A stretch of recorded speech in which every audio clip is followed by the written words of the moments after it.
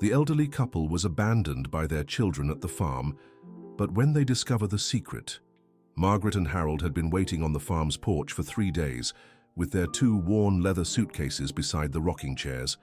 Their children had promised to come back in a few hours to pick them up, but the sun had already set 3 times since then. "Mum, we are just going to town to sort out some paperwork, and we'll be back today to get you," were the last words from Richard, the oldest son, before leaving with his siblings Robert and Melissa in the pickup truck. Margaret clutched her handkerchief between her fingers as she watched the dusty road. Her white hair was tied in a simple bun, and the beige cardigan she wore seemed to protect her more from fear than from the cool afternoon breeze. Harold, beside her, kept an upright posture even at 72, but his calloused hands trembled slightly when he picked up the old radio, trying to catch news from town. "There must have been some problem with the house documents," he murmured, more to himself than to his wife. "You know how these county clerk things are." Margaret didn't answer. Something deep in her chest told her it wasn't just a delay. The way Melissa avoided her gaze when saying goodbye, Richard's rush to put some things in the car, how Robert kept fiddling with his phone the whole time during lunch. Little signs that a 68-year-old mother learns to read after decades of raising children. On the morning of the 4th day, she woke up with a pain in her chest that wasn't from her heart. It was from her soul. Harold was already up, looking through the bedroom window at the empty road. "They're not coming back," she said, her voice weak. "Don't talk like that, Margaret. They abandoned us here, Harold. Our own children abandoned us." The man turned to his wife. In his eyes, she saw that he knew too. Maybe he had known since the first day but didn't want to admit it. Willow Creek Farm was 15 kilometers from the town of Riverdale in rural Kentucky. It was a property that had belonged to Harold's family for 3 generations, passed from father to son like a sacred inheritance. 200 acres of good land with cattle pasture, cornfields, and a small garden that Margaret tended with care. Now, alone in that place that had always been home, they felt like strangers in hostile territory. "The food is running out," said Margaret on the 5th day, looking inside the old refrigerator that worked more by miracle than efficiency. There were a few eggs left, a piece of cheese she had made herself, some flour and beans. Harold's blood pressure medication had run out on the 3rd day. He didn't say anything to avoid worrying his wife, but he felt his head throbbing and his vision sometimes got blurry. "Tomorrow I'll walk to town," he said. 15 kilometers, Harold. In this heat and at your age, what do you want me to do? Stay here waiting for them to come back?" The argument was brief, more from nerves than real anger. In the end, the two hugged in the small kitchen, feeling the weight of the years and the loneliness they never imagined they would feel. It was on the 6th day that they heard the sound of an engine coming up the road. Margaret ran to the porch, her heart racing, thinking it was their children. But it was just Stanley, the neighbor who lived on the next farm over, on an old motorcycle loaded with bread and some vegetables. Dear listener, if you're enjoying the story, please take a moment to like and especially subscribe to the channel.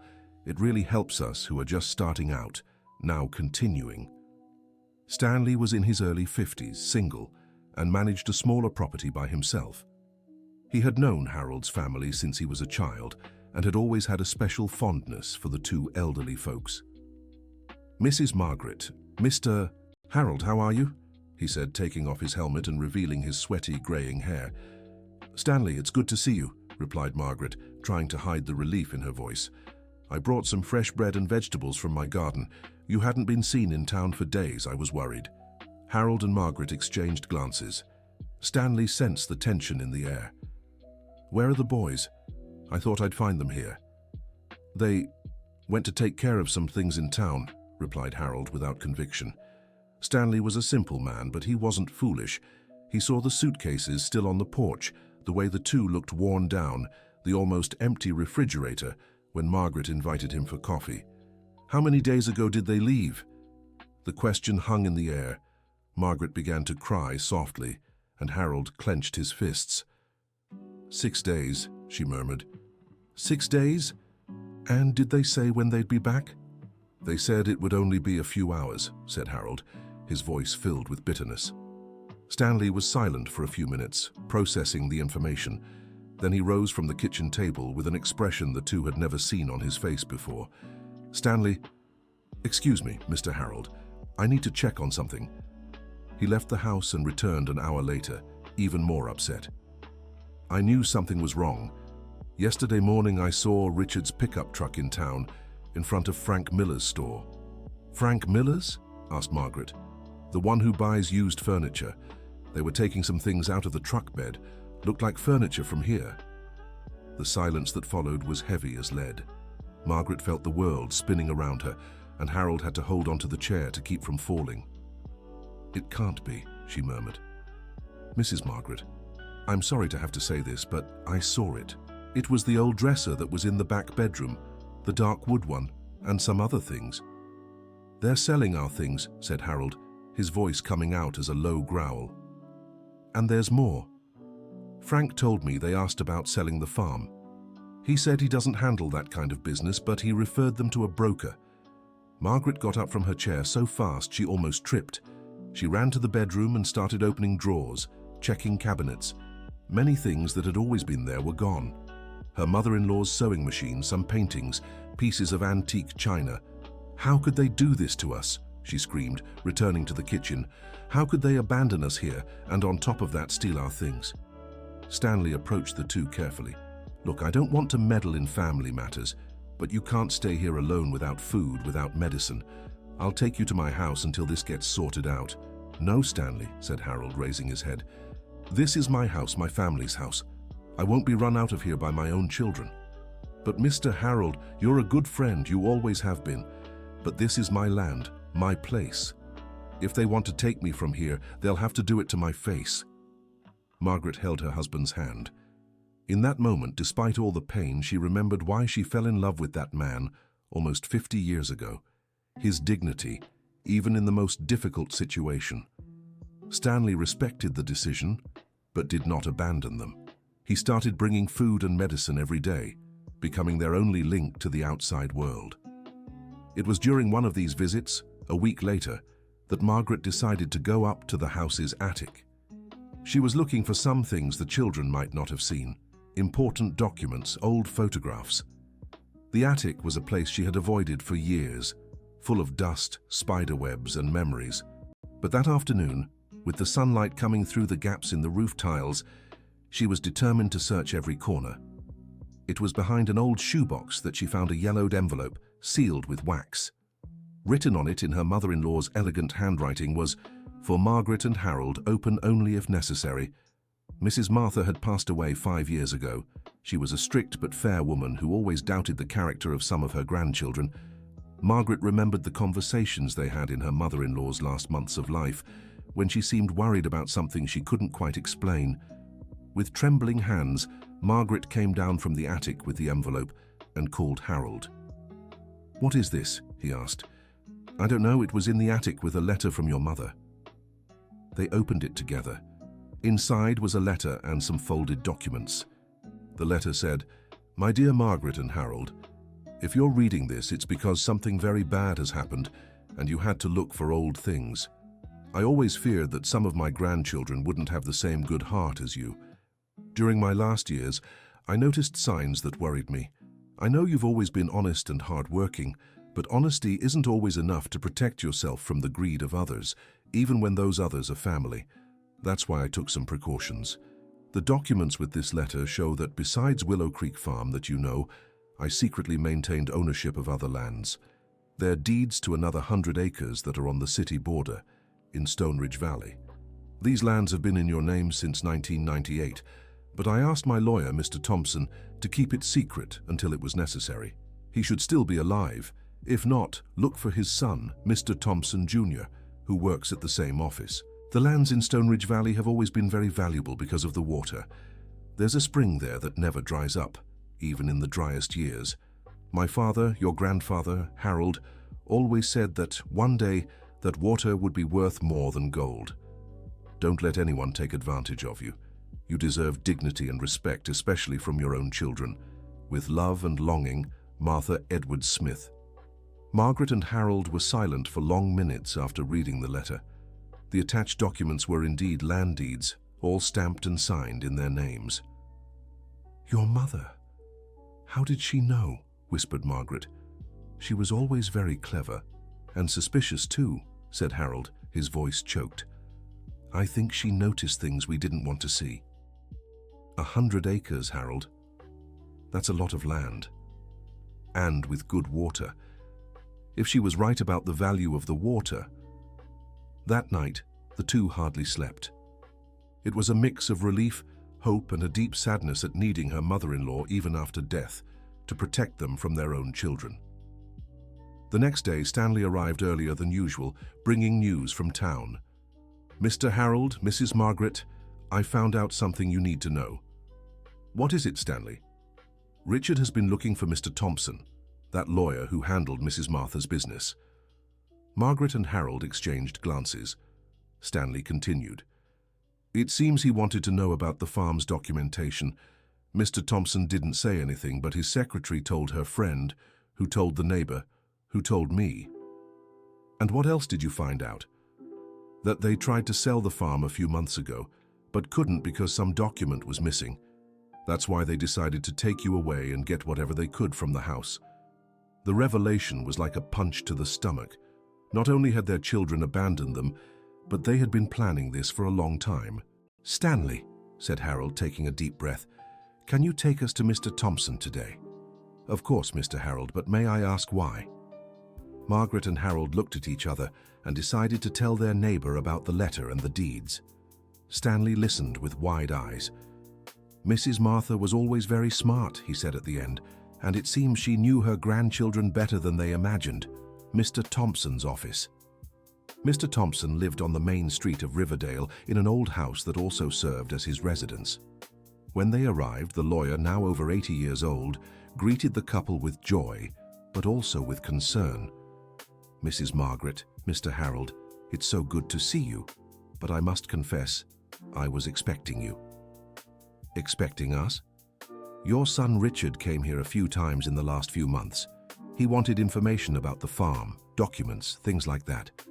I never said anything, but I was worried about his persistence. Mr. Thompson was a small man with completely white hair and thick glasses. He had known the family for decades and had a special fondness for Margaret and Harold. Doctor, we need to talk to you about some land, said Harold, showing the documents they had found. The lawyer examined the papers and smiled. Finally. Mrs. Martha made me swear I would only reveal this if it was truly necessary. It seems the time has come. You knew about all this? Not only did I know, but I helped organize it. Your mother-in-law, Mrs. Margaret, was a very foresighted woman. She started to suspect the character of some of her grandchildren a few years ago and wanted to take action. Mr. Thompson stood up and went to a large filing cabinet from which he pulled out a thick folder. The lands in Stonebridge Valley really belong to you, and there's one more thing that Mrs. Martha wanted to keep secret. Dear listener, if you're enjoying the story, please take a moment to like and especially subscribe to the channel. It really helps us who are just starting out. Now continuing. What thing, Doctor? A mineral water company from Chicago was interested in the region a few years ago. They did some studies and discovered that the spring in Stonebridge Valley has exceptional water quality. Mrs. Martha found out about this and asked me to keep an eye on it. Margaret felt her legs give way.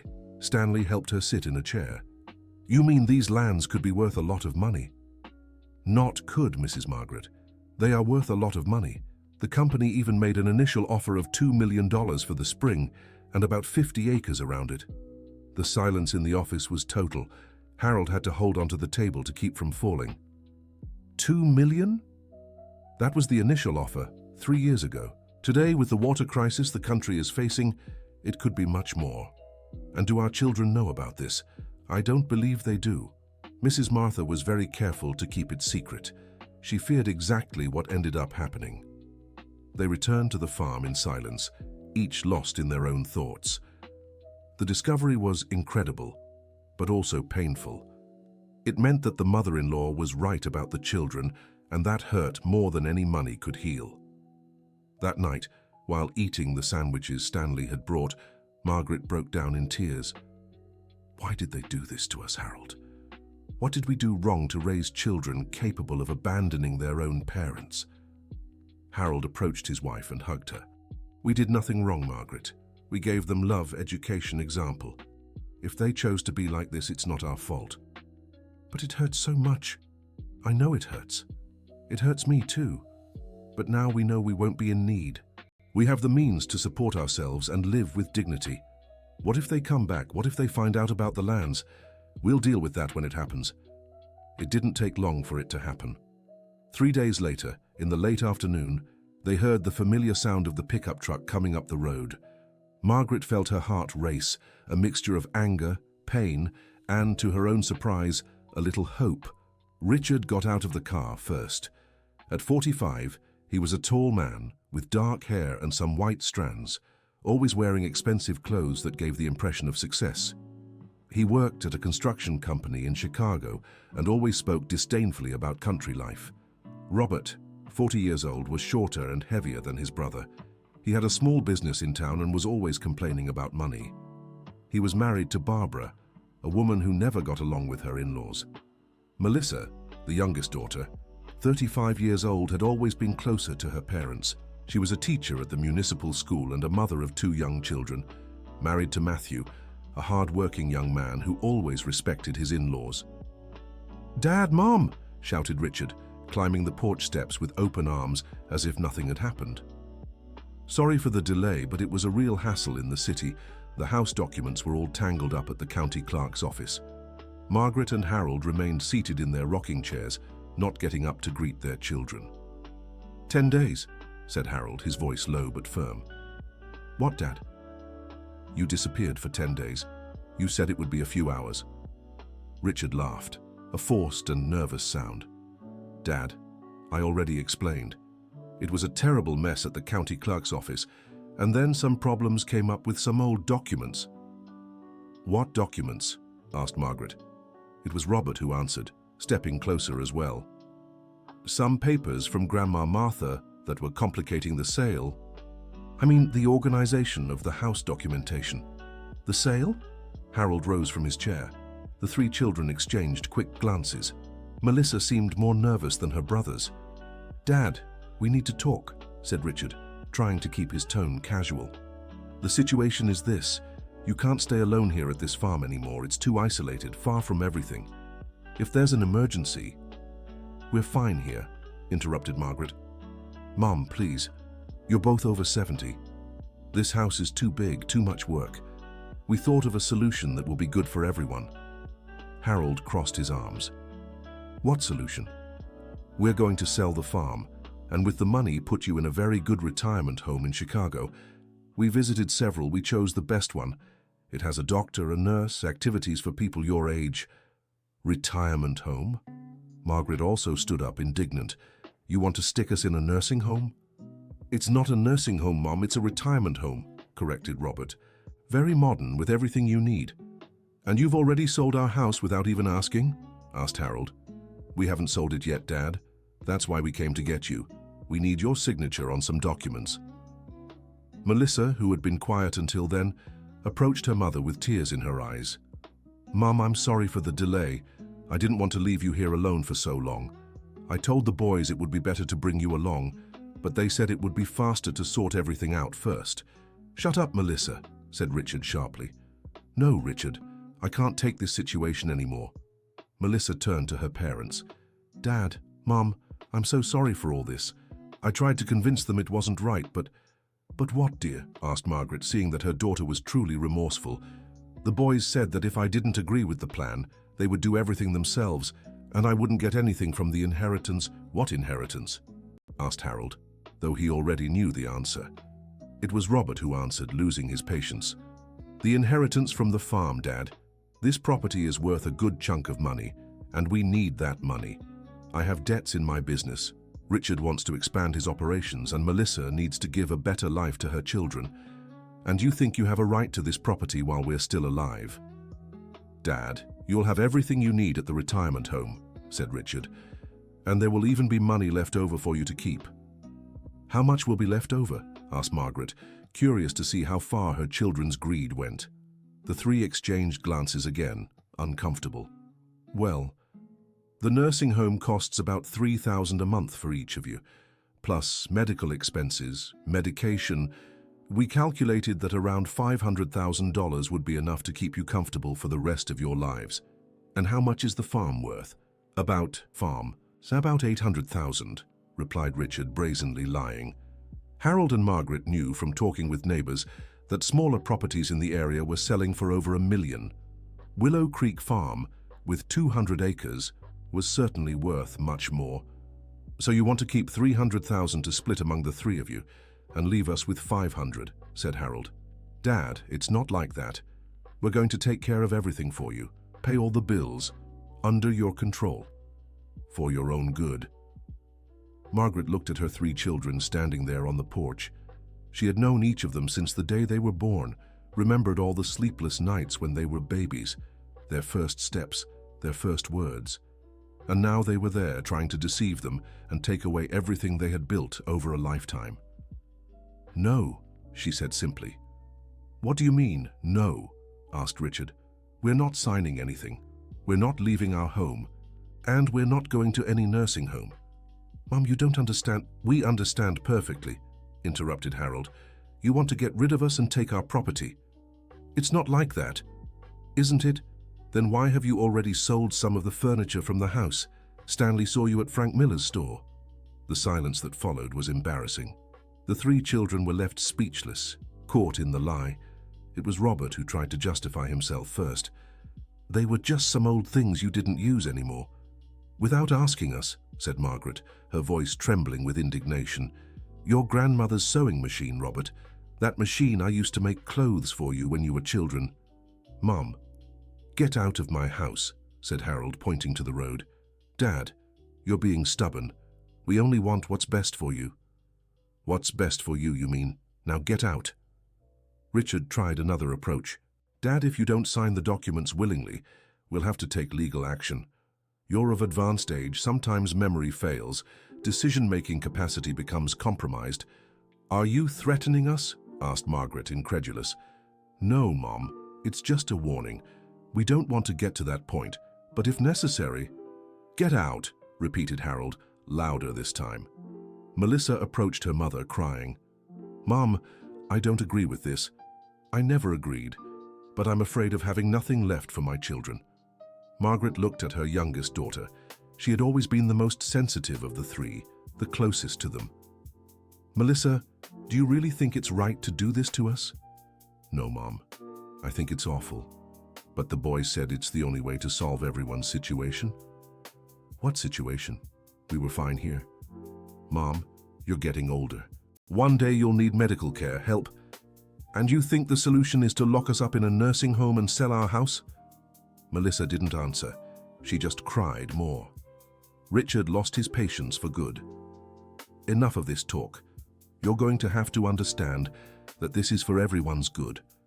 We'll be back next week with the documents and the lawyers. I hope by then you've changed your minds. And if we don't, then we'll have to resolve this the hard way.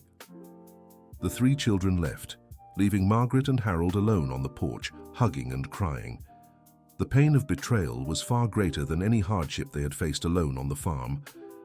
That night, they decided to see Mr. Thompson again the next day. It was time to lay all the cards on the table. The lawyer received them at the office, once again accompanied by Stanley. Mr. Thompson, our children came here yesterday and threatened us, said Harold. Threatened how? They said if we don't sign the sale of the farm, they'll take legal action, claiming we no longer have the mental capacity to make decisions. The lawyer grew serious. This is very serious, Mr. Harold, but with the documents for the Stone Ridge Valley lands, you have a much stronger position than they imagine. We're thinking about revealing the lands to them. I'm not sure if that's a good idea yet. Let me speak first with the Mineral Water Company. I want to know the current price they're willing to pay for the spring. And if they find out before, they won't find out. The deeds are kept here, and I maintain absolute secrecy. But you need legal protection. I'll prepare some documents proving you're in full mental and physical capacity. Mr. Thompson made some calls and scheduled a meeting with representatives from the Mineral Water Company for the following week. Meanwhile, I recommend you don't stay alone at the farm. If your children are this desperate, they might try something more drastic. Like what? I don't know, but I've seen many cases of families fighting over inheritance. People do things we never imagined they would. Stanley offered to sleep at the farm with them until the situation was resolved. He also suggested they tell other neighbors and relatives what was happening to have witnesses. That's how, the following Sunday, Willow Creek Farm received a visit from almost the entire extended family. Margaret and Harold's siblings, cousins, close friends, neighbors, a true family gathering that hadn't happened in years. During lunch, prepared collectively by all the women, Margaret and Harold told the whole story. The reaction was one of general indignation. "I never imagined the boys were capable of such a thing," said Alice, Margaret's sister.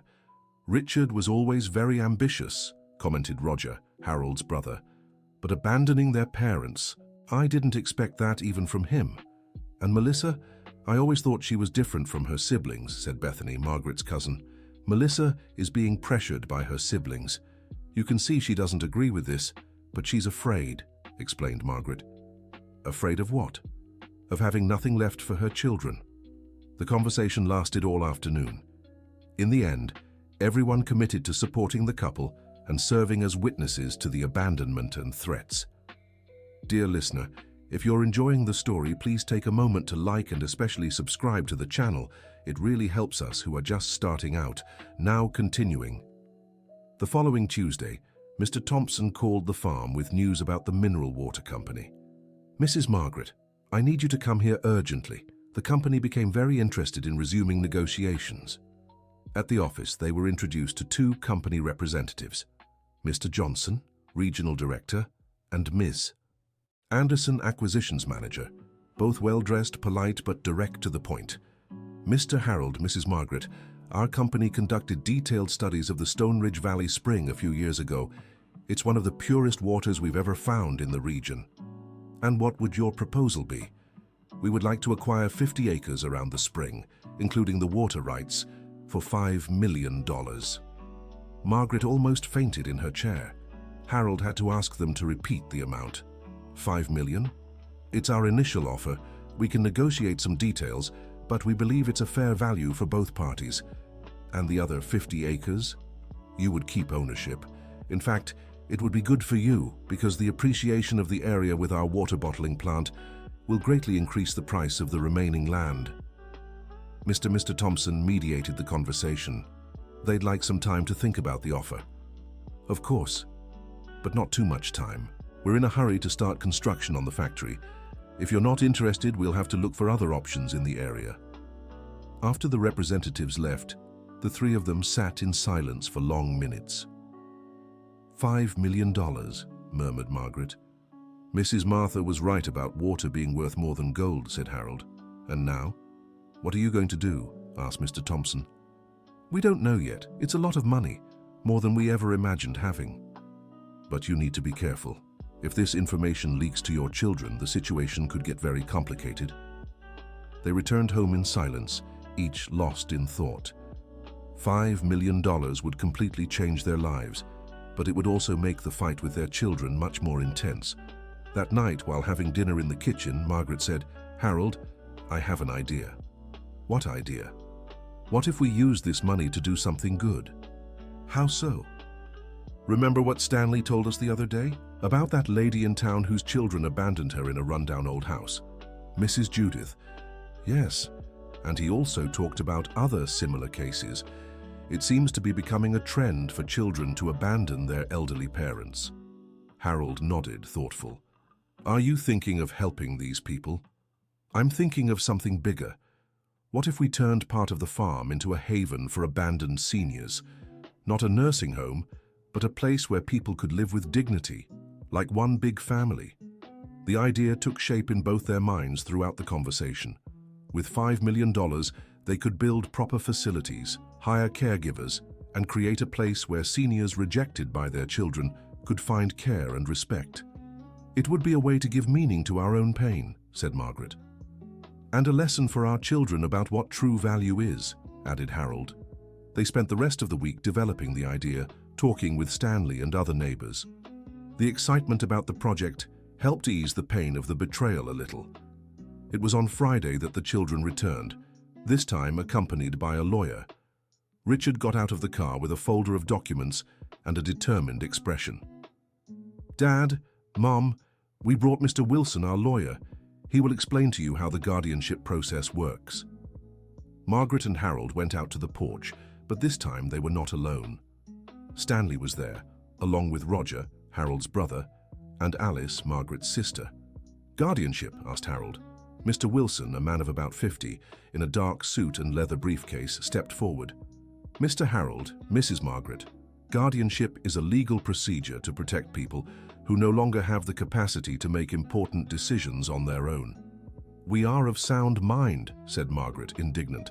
"That is what needs to be evaluated by a medical specialist. Your children are worried about you living alone on this isolated farm without adequate medical care." "Mr. Wilson," interrupted Stanley, "may I ask what your specialty is?" The lawyer seemed uncomfortable with the interruption. "Civil law." "I see. And are you well acquainted with the rights of the elderly?" "I know enough to advise my clients.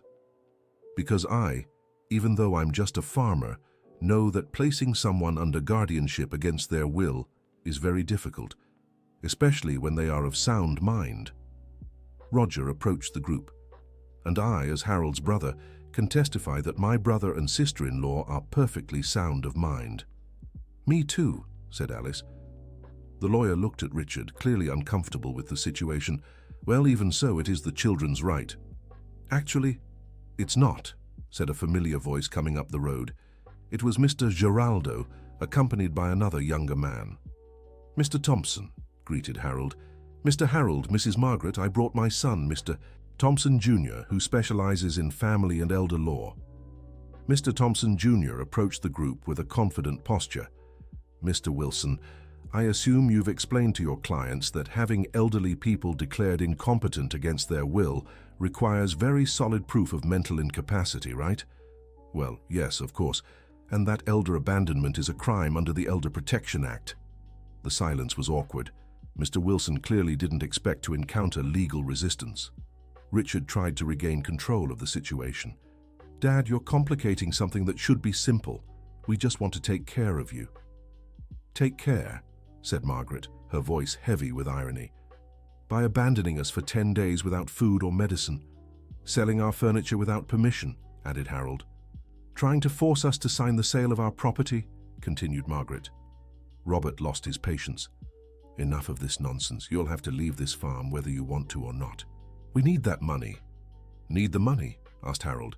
"Yes, we do. I have business debts. Richard wants to expand his ventures, and Melissa needs to give her children a better life. And you think you're entitled to what's ours. It's family inheritance. Inheritance is received when parents die," said Mr. Thompson Jr. "While they're alive, the property is theirs." Mr. Wilson tried one last move. "Well, if you don't want to resolve this amicably, we'll just have to go to court." "Feel free," said Mr. Thompson Jr., "but I should warn you that we have witnesses to the abandonment, proof of the unauthorized sale of property, and documents proving my client's full mental capacity." "What documents?"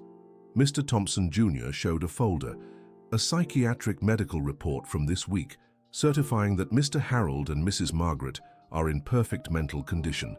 We also have statements from neighbors and relatives about the abandonment. The situation was clearly getting out of control for the children. That's when Melissa, who had been quiet until then, started crying. "Enough! I can't take this anymore." She approached her parents. "Dad, Mom, I apologize for all of this. I never should have agreed to this plan." "Melissa, shut up!" yelled Richard. "No, Richard, enough." Melissa turned to her brothers.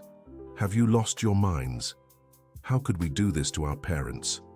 We need that money, Melissa. More than we need our dignity, more than our children need grandparents." Margaret approached her daughter and hugged her. "Melissa, my daughter." "Mom, forgive me. I was such a coward. The boys convinced me it was the only solution, but I always knew it was wrong." Richard and Robert were furious with their sister's betrayal. "You'll regret this, Melissa," threatened Richard. "I already regret it, Richard. I regret listening to you." The two brothers left the farm along with the lawyer, promising to return with a competency hearing petition. Melissa stayed behind, talking with her parents on the porch. "Daughter, Why were you all so desperate for money? Asked Harold. Melissa took a deep breath before answering. Dad, Richard has serious problems. He has gambling debts that amount to $200,000. Gambling. Online betting. Casinos. His wife doesn't know. He was desperate because the creditors were threatening him. And Robert? His business is failing. The pandemic wiped out his sales, and he took out some loans he can't repay. He also owes over $100,000. And you? I don't have debts, Dad, but Matthew has been unemployed for 6 months and we're struggling to get by. When the boys talked about dividing the inheritance, I thought about my children. Harold held his daughter's hand. Melissa, if you're having trouble, why didn't you talk to us? What do you mean? We've always helped you when you needed it. Why would this time be different? Melissa started crying again. Dad, the boys said you wouldn't understand, that you'd get worried. And you thought abandoning us and trying to steal our house would be better. Dad, I know it was awful. I can't even explain how I let them convince me. Margaret sat beside her daughter. Melissa, do you realize what you did to us? I do, Mom, and I hate myself for it. 10 days, daughter. 10 days without enough food, without medicine for your father, without knowing if you'd come back. Mom, 10 days thinking the children we raised with so much love had abandoned us to die. The conversation was painful but necessary.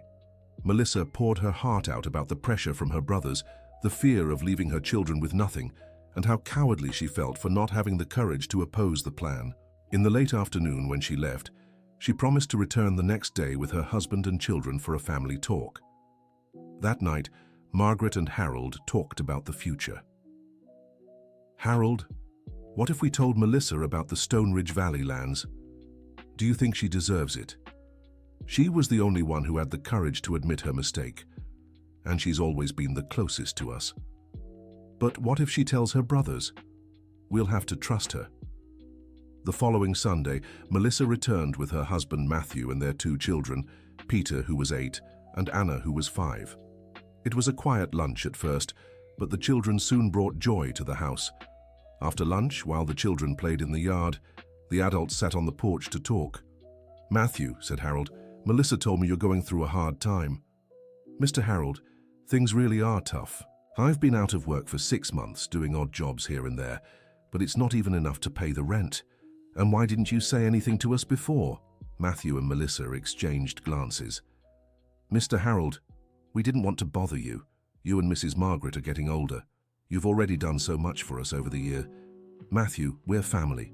Family helps each other. I know, but Melissa's brothers said you were also having difficulties here at the farm, that you couldn't help anyone. Margaret and Harold exchanged glances. It was time to tell the truth to someone in the family. Melissa, Matthew, said Margaret, we need to tell you something, but you have to promise it will stay between us. Of course, Mom. Harold went to get Mrs. Martha's letter and the deeds to the Stone Ridge Valley lands. Grandma Martha left this hidden for us, he explained, showing the documents. Melissa and Matthew read everything with wide eyes. My God. 100 acres with its own spring? And there's more, said Margaret. A mineral water company wants to buy 50 acres for $5 million. There was total silence. Melissa had to hold onto her chair to keep from falling. $5 million? It's the initial offer. They might negotiate a higher price. Dad, Mom, are you millionaires? If we accept the offer, we will be. Matthew shook his head in disbelief. And Richard and Robert don't know. They don't know. And if it's up to us, they won't know anytime soon. But why are you telling us? Margaret held her daughter's hand. Because you were the only one who had the courage to admit your mistake and ask for forgiveness. And because we've always known you're different from your brothers. Mom, Melissa, we have a plan. We want to turn part of the farm into a place to care for elderly people abandoned by their children. It would be like one big family, where people in our situation could live with dignity. What a beautiful idea, Mom. And we'd like you to be our partners in this project. Matthew knows construction, you're a teacher, and know how to handle people. It would be perfect. Melissa started crying, but this time they were tears of joy and relief. Dad, Mom, this is more than I deserve after what I did. Everyone deserves a second chance, my dear, especially when they recognize their mistake and want to make things right. They spent the rest of the afternoon planning the project. Matthew suggested turning the north side of the farm, which was farther from the main house, into a group of small houses for the guests. Melissa imagined educational and entertainment activities to keep the elderly active and happy. "And the name?" asked Anna, the 5-year-old granddaughter, who was listening to the conversation. "What name, my granddaughter? For the place where the grandpas and grandmas are going to live." Margaret smiled. "How about Haven of Hope?" "I like it," said Harold, "because that's what we want to offer people, hope." The following week, they met with Mr. Thompson to formalize the sale of the land to the Mineral Water Company. The final negotiation reached $5.5 million, plus an annual percentage of the water sales.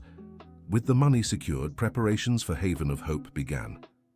Matthew stopped looking for a job to dedicate himself fully to the project.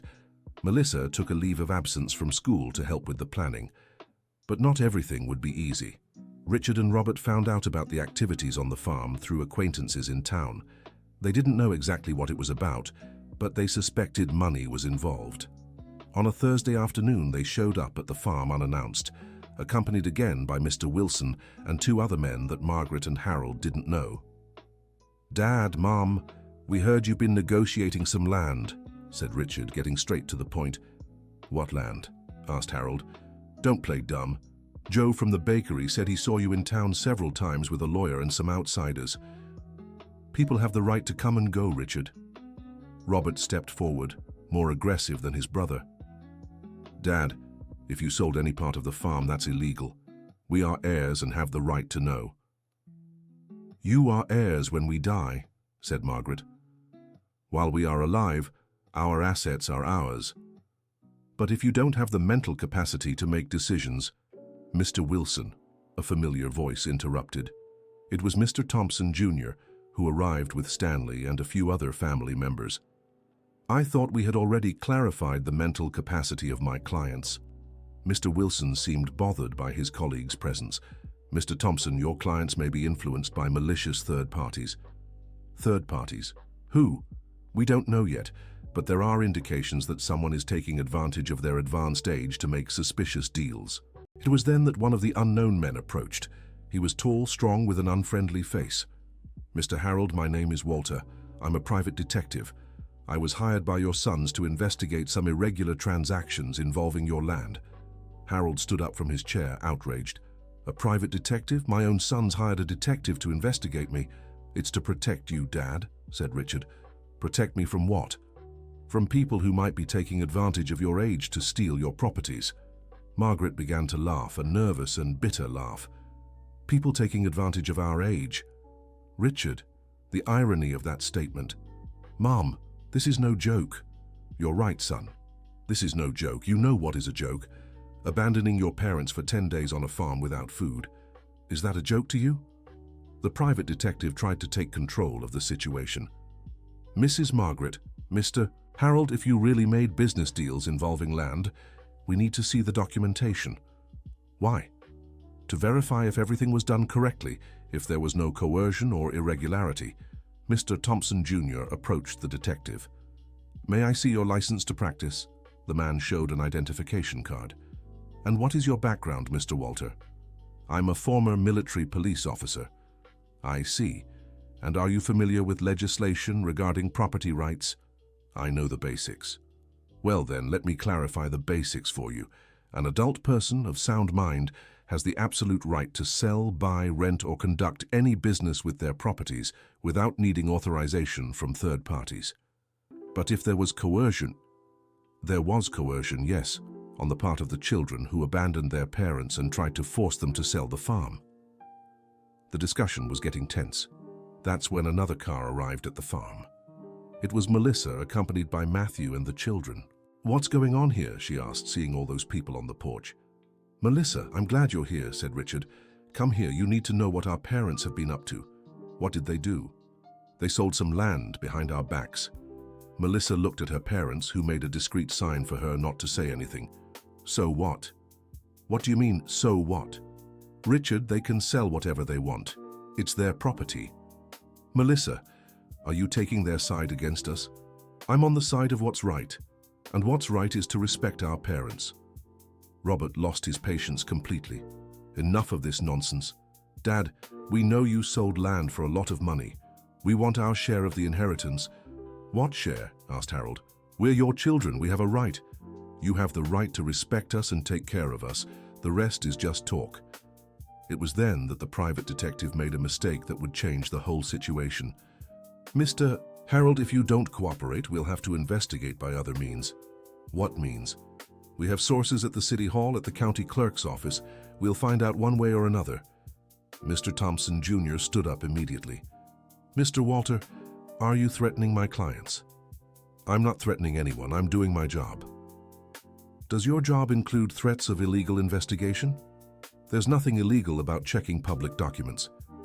But there is something illegal about coercion and threats against the elderly. The situation was getting out of control.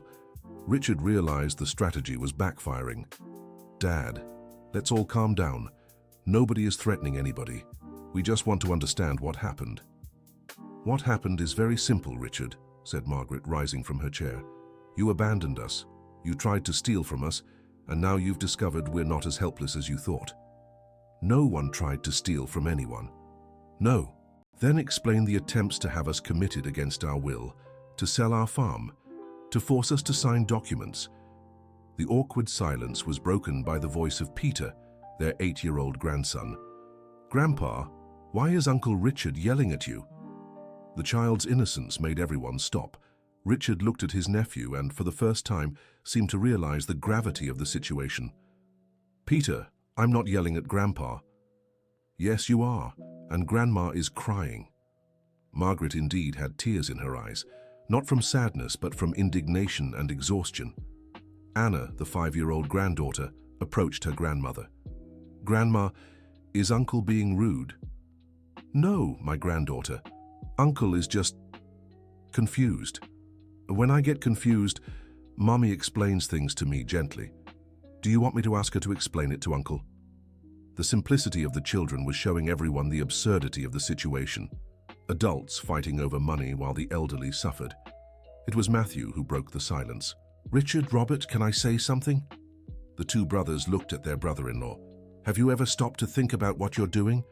Matthew, you don't understand the situation. I understand perfectly.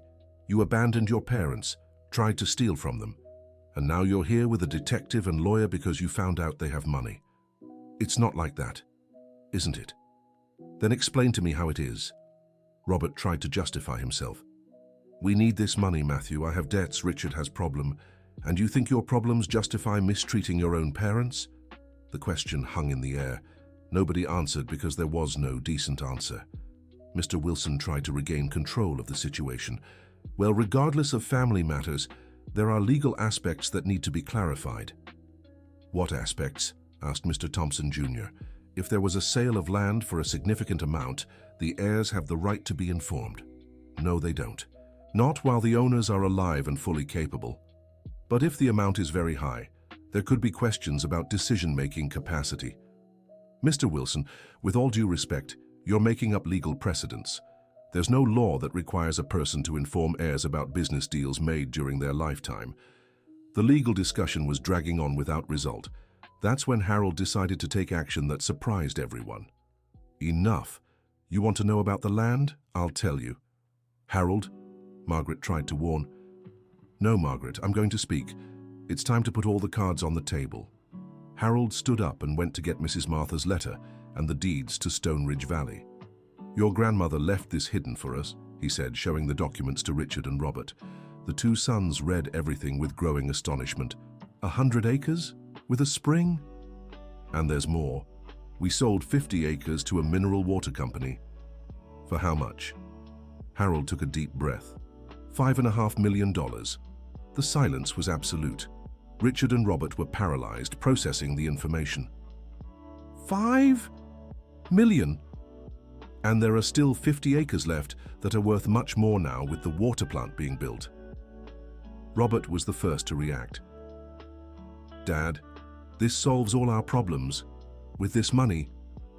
What money? Come on, Dad, we're a family. This money belongs to the family. Harold looked at his son with a mixture of sadness and disgust. Robert, you abandoned us. You tried to steal from us, hired a detective to investigate us, and now you want to split the money. Dad, it was all a misunderstanding. Misunderstanding? 10 days without food was a misunderstanding. Richard tried a more calculated approach. Dad, we recognize we made mistakes, but we're family. We can work everything out. Can you? How? By dividing the money fairly. You and Mom keep your share, and we divide the rest. And how much would our share be? Richard and Robert looked at each other, doing mental calculations. Well, as you'd need about $2 million to live comfortably for the rest of your life. That would leave $3.5 million to split among the three of us. Melissa, who had been quiet, finally spoke up. The three of us? I don't want any of it. Melissa, don't be an idiot. An idiot? Richard, I was an idiot once when I agreed with your plan. I won't be again. Melissa, it's over $1 million for each of us. So what? Do you think money pays for what you did to our parents? Margaret approached her sons, Richard and Robert. Boys, do you want to know what we're going to do with this money? What, Mom? We're going to build a place to care for elderly people abandoned by their children. The revelation hit like a bombshell. What do you mean? A haven where people in our situation can live with dignity and care. Mom, you're going to give all this money to strangers? They're not strangers, Richard. They're people who went through the same pain we did. Robert was desperate. Dad, Mom, you can't do this. That money belongs to the family. Exactly, said Harold. And family is those who care, who love, who respect. You've shown you're not our family. Don't say that. Richard, you had the chance to be our family. You chose to be our tormentors. The private detective tried to intervene once more. Mr. Harold, are you sure this decision isn't being influenced by third parties? What third parties? I don't know. Perhaps people who got close to you to benefit from this money.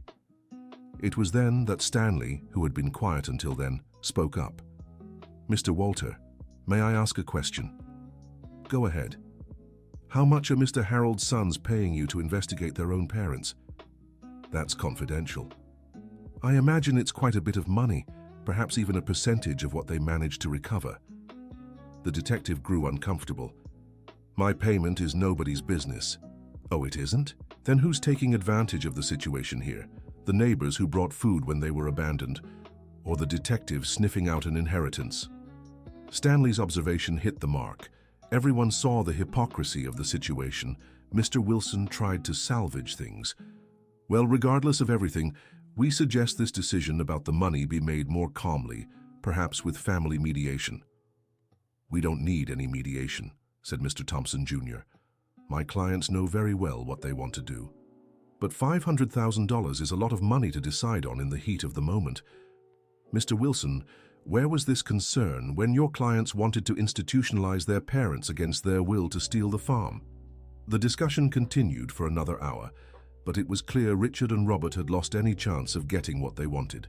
The presence of the children, Melissa's firmness in not accepting ill-gotten money, and the support of the neighbors and extended family showed everyone where reason lay. In the end, the two brothers left, promising they wouldn't give up and would pursue their rights in court. But it was a bluff. They knew they had no legal grounds for their claims. That night, the family that remained gathered in the farm's kitchen: Margaret, Harold, Melissa, Matthew, and the two children. Dad, Mum, are you sure about this Haven of Hope project? Asked Melissa. Absolutely sure, replied Margaret. It's the only way to make sense of everything we've been through. And you really want us to be partners? We do. You've shown you deserve our trust. Matthew held his mother-in-law's hand.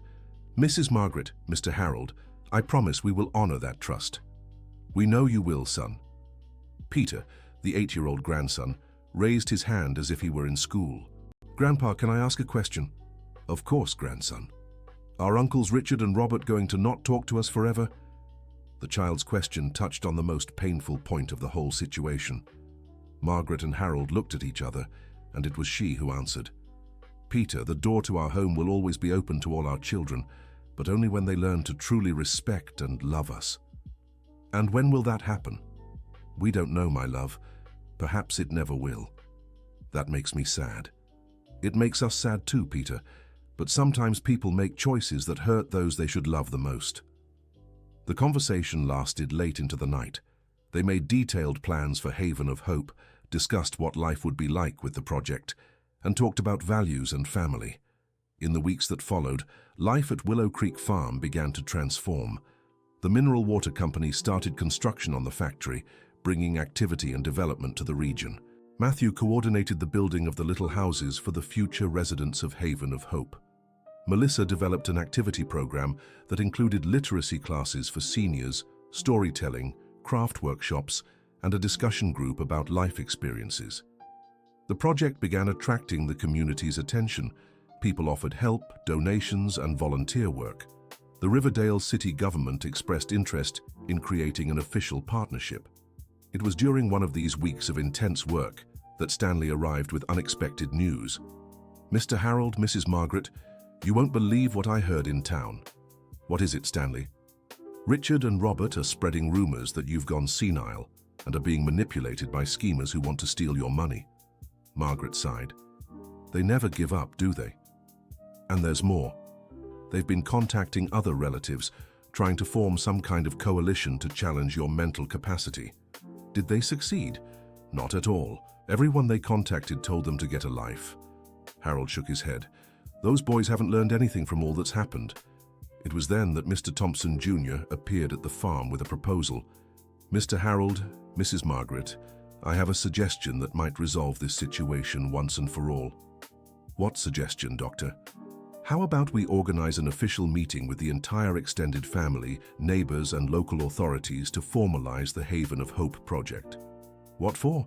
"To publicly demonstrate that you're in full mental capacity, that the project is serious and well planned, and that there's no manipulation whatsoever." The idea seemed good. They organized a large meeting for the following Sunday. They invited relatives, neighbors, the mayor of Riverdale, representatives from the Mineral Water Company, and even a journalist from the local newspaper. They also invited Richard and Robert, despite everything. On Sunday, Willow Creek Farm was unrecognizable. Dozens of people walked around the grounds, learning about the project, talking with Margaret and Harold, viewing the construction plans. The mayor gave a speech praising the initiative and promising official support. The representative from the Mineral Water Company confirmed that the enterprise was generating jobs and development for the entire region. Mr. Thompson Jr. officially presented the Haven of Hope project, explaining how it would work, what services it would offer, and how it would be maintained. It was a total success. It became clear to everyone that Margaret and Harold were lucid, determined, and making conscious and admirable choices. Richard and Robert arrived in the middle of the event, accompanied by their wives and some acquaintances. They seemed out of place, embarrassed by all that public demonstration of support for their parents. They tried to approach Margaret and Harold several times during the day, but there was always someone from the family or neighbors nearby, making any kind of confrontation difficult. At the end of the day, when most people had already left, the two brothers approached their parents. "Dad, Mum," said Richard, "can we talk?" "You may," replied Harold. We see that you're determined about this project." "We are." "And that you have everyone's support." "We do." Robert took a deep breath before speaking. "Dad, Mum, we want to apologize for everything that happened." Margaret and Harold were surprised. It was the first time they'd heard this from their two sons. "Apologies?" "Yes, Mum. We know we messed up badly, that we hurt you, that we were unfair." "And what changed for you to reach this conclusion?" Richard answered. "Dad, we saw today how everyone respects you, admires you, and we realized how we were being, how can I say it, small." "Small?" "Petty, Dad. Thinking only about the money, only about our problems." Harold looked at his two sons. There was sincerity in their words, but also pain from years of disappointment. "And now? What do you want?" "We want a chance to make things right," said Robert. "How?" "We don't know yet, but we want to try to be the sons you deserve." Margaret felt her heart tighten. It was what she had always wanted to hear, but it came too late after so much suffering. "Boys, you know we will always love you, right?" "We know, Mom." "But you also know we can't pretend nothing happened." "We know. You abandoned us when we needed you most. You tried to steal from us. You humiliated us." Margaret's words were painful but necessary. "We know, Mom," said Richard with tears in his eyes. "And now, just because you found out you weren't going to get the money after all, you come to apologize?" "It's not just because of that, Mom." "Isn't it? Then why did it take you so long to realize you were wrong?" The two sons didn't know how to answer. The truth was, they only really realized the seriousness of their actions when they saw they weren't going to get what they wanted. Harold stood up from his chair. "Richard, Robert, listen carefully to what I'm about to say." The two paid attention. "You are our sons, and you always will be. Nothing will change that." "Dad, but trust is built slowly and lost quickly. You lost our trust. And how can we earn it back?" "I don't know if you can, but if you want to try, it will have to be with actions, not words." "What actions?" "You will have to show, day by day, that you have truly changed, that you have learned to respect and love us without self-interest." Margaret completed her husband's thought. "And you will have to accept that things have changed. We are no longer the defenseless parents you thought you could manipulate." "We accept that, Mom. And you will also have to accept that our priority now is Haven of Hope." "We accept." "And that Melissa has earned a special place in our lives because she was the only one who had the courage to admit her mistake at the right time." This stung both brothers, but they nodded in agreement. "Lastly," said Harold, "you will have to solve your financial problems without counting on our inheritance." "What do you mean, Dad?" "The money from the land is all going to the project. You will inherit Willow Creek Farm when we die, but you will receive nothing while we are alive." "Dad, but we need help with our debts." "You do? Then work. Sell what you have. Take out loans. But don't count on us." The conversation ended there. Richard and Robert left with promises to rethink their lives and show they had changed. But Margaret and Harold knew it would be a long and perhaps impossible process. In the following weeks, Haven of Hope began receiving its first residents. Miss Judith, the lady abandoned by her children whom Stanley had mentioned, was one of the first. Then came Mr. Joseph, an 80-year-old man who was thrown out of his home by his daughter-in-law, and Miss Caroline, a widow who was deceived by her children and lost everything. Each story was an open wound, but also an opportunity for healing. Margaret and Harold found in caring for those people a new meaning for their own pain. The project grew quickly. In 6 months, it was already housing 15 seniors and had a waiting list. The mineral water factory brought development to the whole region, increasing the value of the family's remaining land even more. Melissa and Matthew moved to the farm, building a small house near the main one. The children grew up surrounded by honorary grandparents who filled them with affection and stories. Richard and Robert showed up from time to time, bringing gifts, trying to have cordial conversations. But there was a distance that seemed insurmountable. Time and actions would tell if it was possible to regain the lost trust. On a Sunday afternoon, 2 years after it all began, Margaret and Harold were sitting on the same porch where it all started. But now the view was very different. Where once there was only a dusty road and silence, there was now movement, laughter, life. "Do you regret anything?" asked Margaret. "Being abandoned by our children? I can't regret something I didn't do." "No, Harold. Do you regret having revealed the money from the land sale? Maybe if we had kept it a secret." "Margaret, if we had kept it a secret, we would be living in fear, always waiting for them to find out, always suspicious of their intentions when they came to visit." "That's true. And most importantly, we wouldn't have discovered who they truly were. Better to know the truth even if it hurts." Margaret agreed. She looked at the activity in Haven of Hope where Mrs. Caroline was teaching Anna, her 5-year-old granddaughter, how to crochet, while her husband Joseph told stories from his youth to Peter. "You know what makes me happiest in all of this?" "What?" "Seeing that we managed to turn our pain into hope for other people.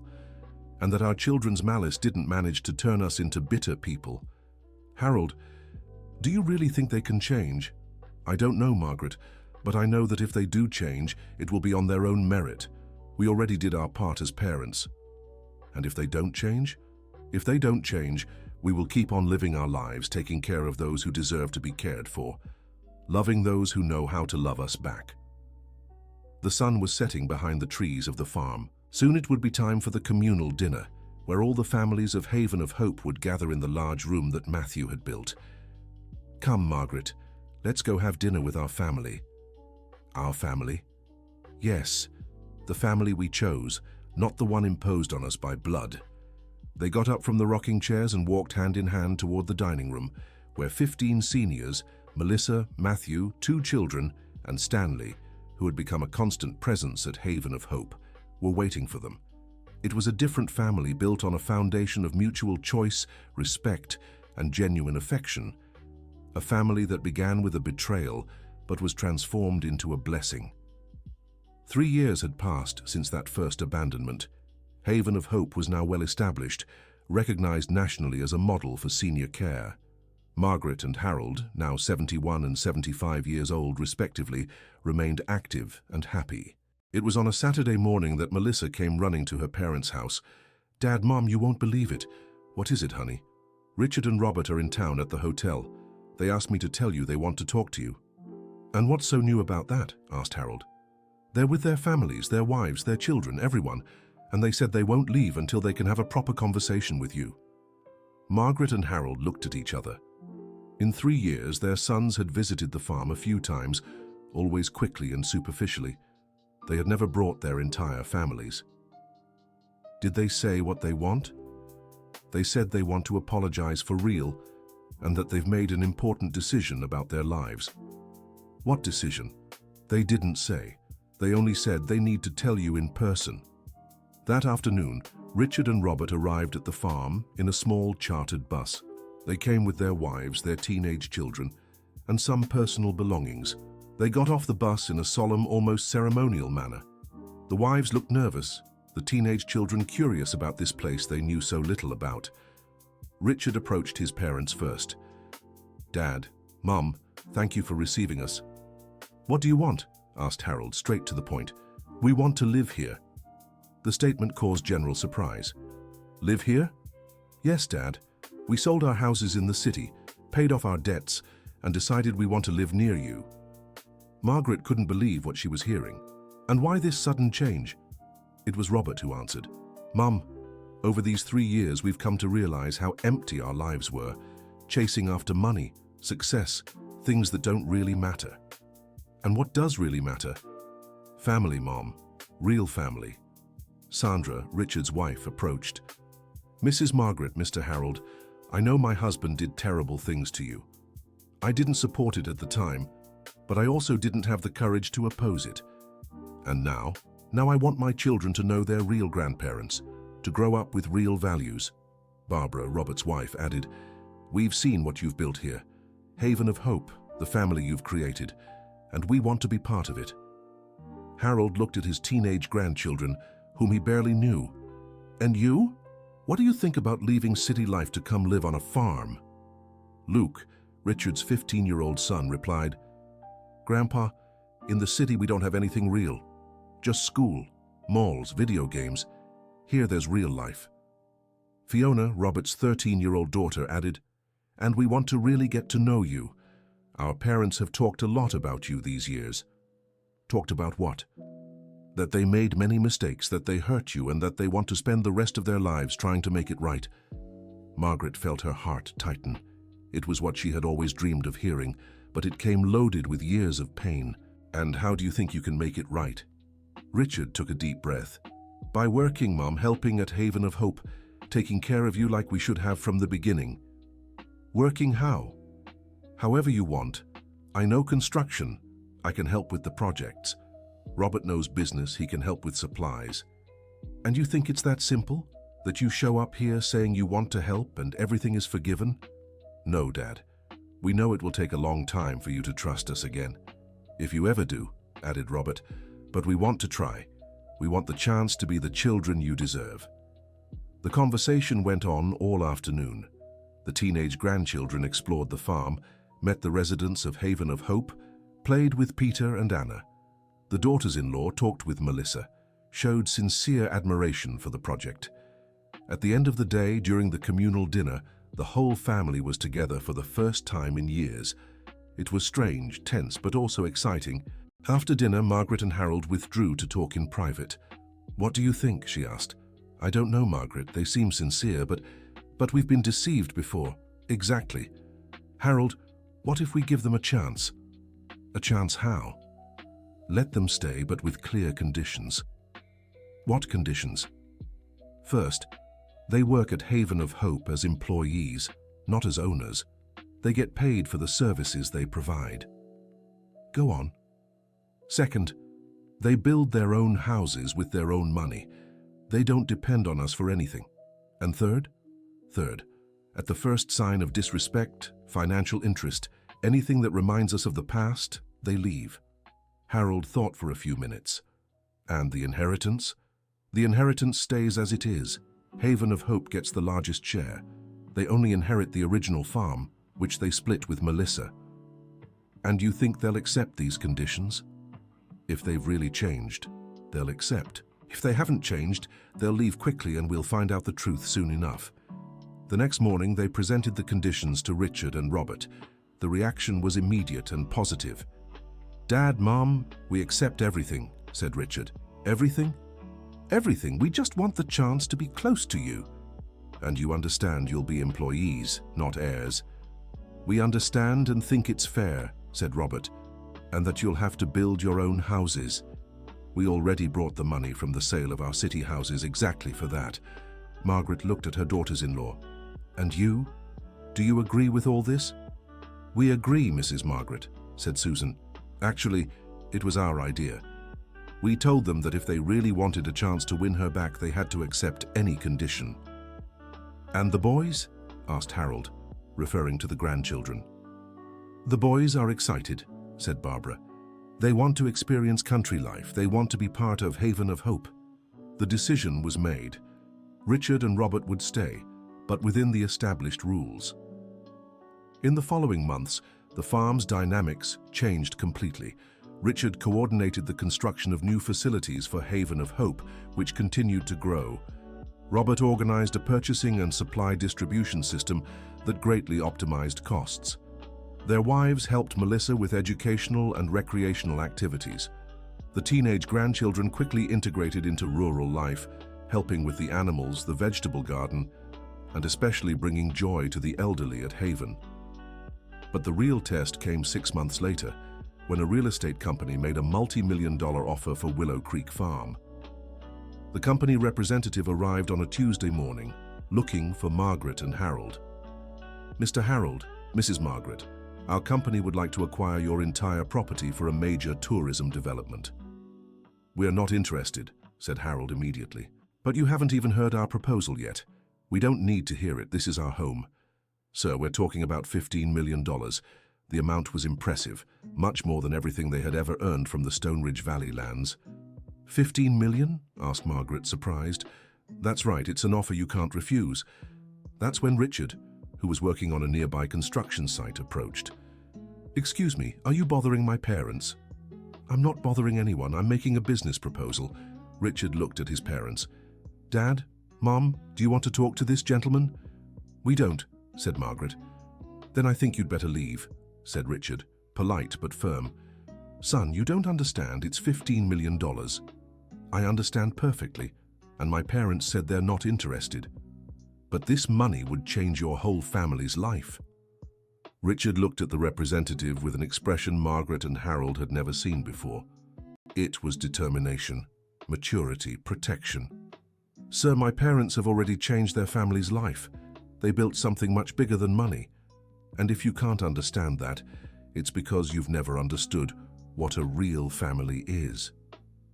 The man insisted for a few more minutes, but seeing he had no chance, he left.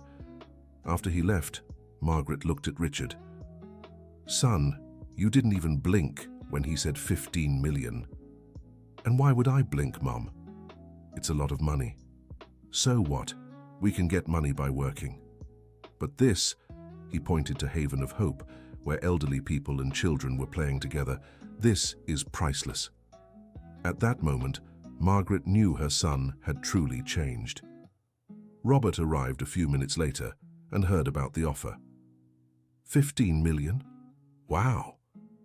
Margaret and Harold paid close attention to his reaction. Just imagine what we could do with that money, continued Robert.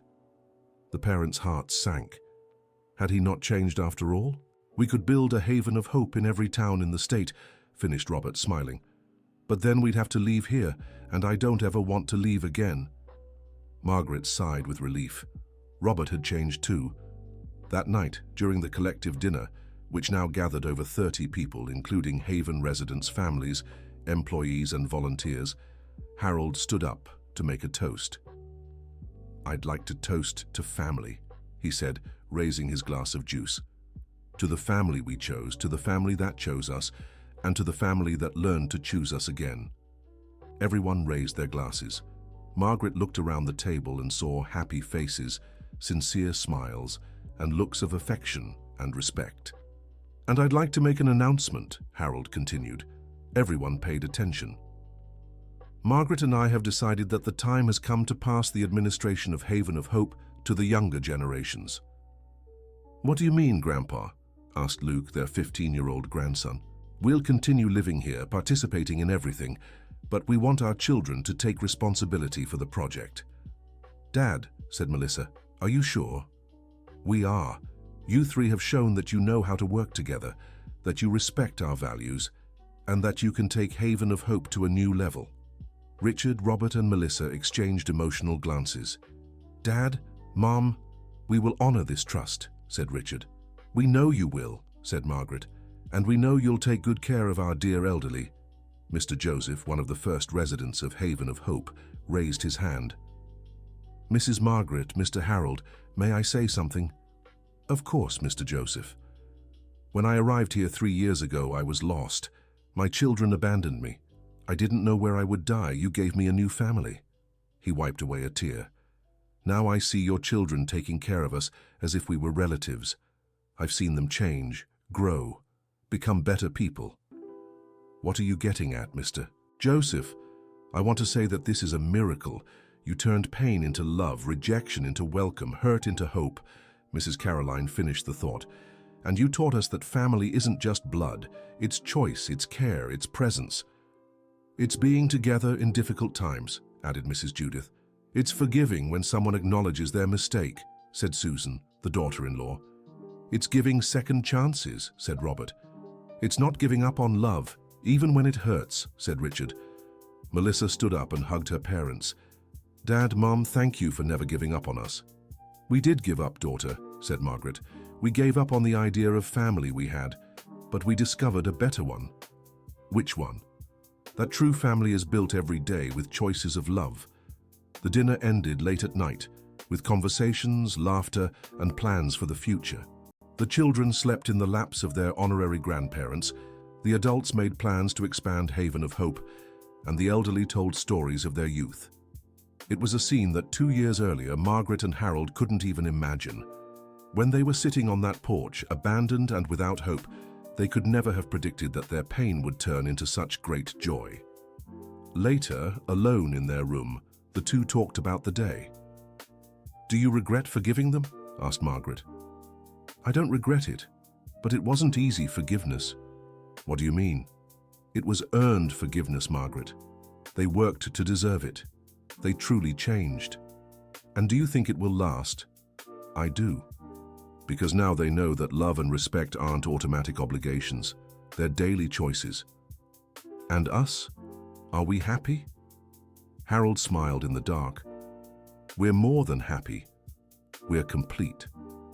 "Complete how?" "We found meaning for our pain. We discovered that we can turn abandonment into welcome, that we can create family where there was none, and that it's never too late to start over. It's never too late for anything, Margaret. Not for forgiving, not for loving, not for being happy." They fell asleep in each other's arms, as they had for almost 50 years of marriage. But now it was a different embrace. It was the embrace of people who had survived the worst possible betrayal and managed to turn it into the greatest blessing of their lives. Outside, Willow Creek Farm slept peacefully. Haven of Hope housed 15 elderly people who had found a new family. The small houses of the children who had returned sheltered families that had learned the value of what truly matters. And on the dusty road where it all began, there now stood a small sign made by the residents themselves, Haven of Hope, where every abandonment can turn into welcome and every pain can become love. End of story. Now tell me what you thought of this story of overcoming and family love. Do you believe Margaret and Harold made the right choice in forgiving their children? Which part moved you the most? Leave your comment with sincere words about how this story touched your heart.